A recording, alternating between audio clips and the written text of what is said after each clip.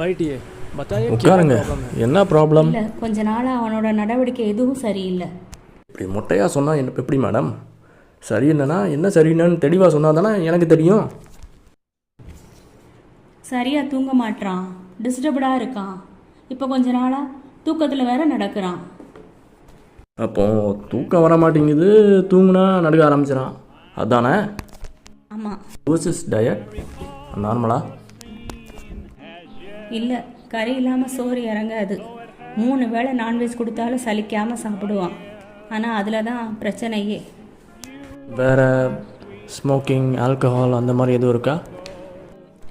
ஏ சாலா ஸ்மோக்கர். பாக்கெட்டில் சிகார் இல்லாமல் இருக்கவே இருக்காது. And I like cooling beers too. But இப்போ கொஞ்ச நாள் ஆஸ்ட்ரேயும் எம்டியாக தான் இருக்குது.